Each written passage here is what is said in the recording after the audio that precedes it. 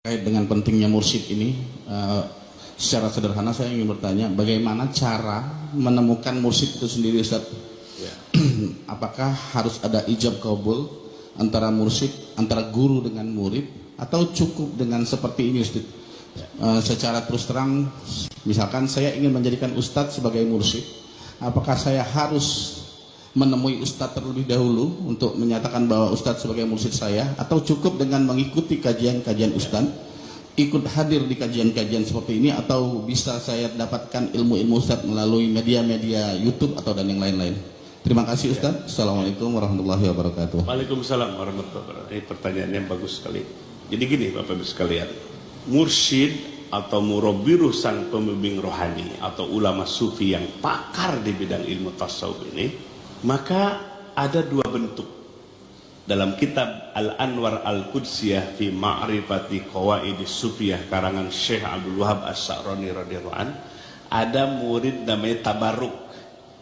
Dia muridnya itu bertabarruk kepada mursyidnya. Dengan cara apa? Duduk di majlisnya, dia pahami, dia amalkan. Namanya murid tabarruk, ngambil berkah.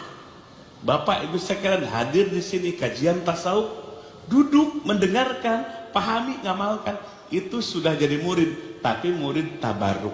Ada yang kedua, kelas tinggi, namanya murid suluk. Murid suluk itu di mana murid tersebut datang kepada mursyidnya itu ingin diakui sebagai murid, ada serah terima. Mursyidnya memberikan talqin dzikir, pengajaran tentang zikir.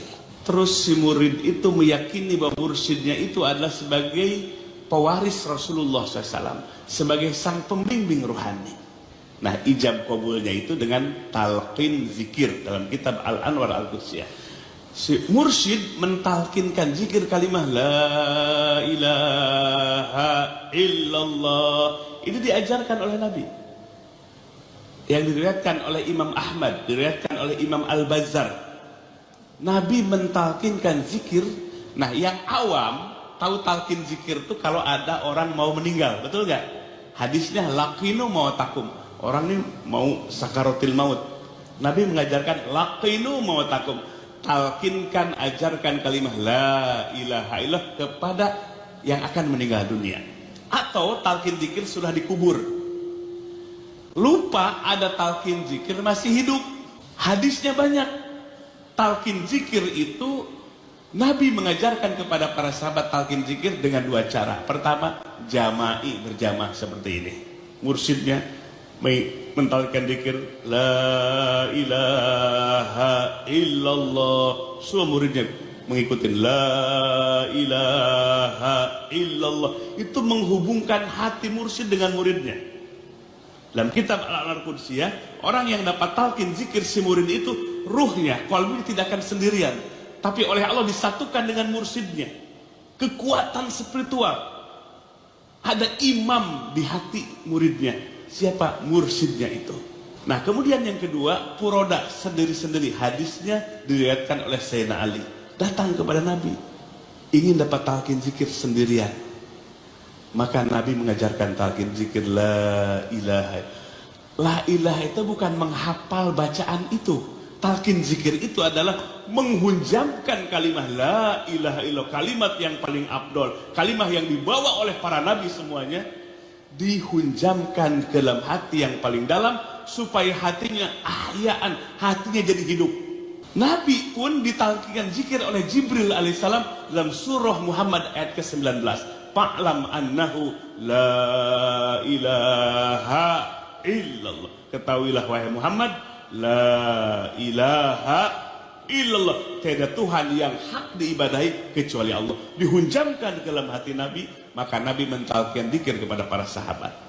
Itulah cara supaya jadi murid suluk. Setelah dapat talqin zikir itu, hati murid tidak sendirian lagi, tapi dibersamakan dengan mursyidnya. Mursyidnya dibersamakan dengan mursyid sebelumnya, mursyid sebelumnya, mursyid sebelumnya, sampai kepada hadrah Nabi Muhammad sallallahu alaihi wasallam. Itulah makna dari ayat ya ayyuhallazina amanu kunu ma'as shodiqin. Perhatikan ayat ini. Hei orang yang beriman, jadilah kalian semua bersama dengan orang-orang yang sodik.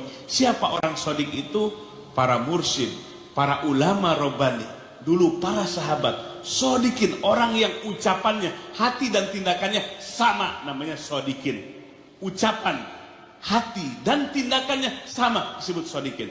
Dalam kitab Maus Wahyu Sufiyah, bersama dengan orang sodikin dengan dua cara. Ada hisi secara fisik kita berkumpul seperti tempat ini, atau berjauhan dengan mursyidnya, tapi hatinya merasa bersama dengan mursyidnya.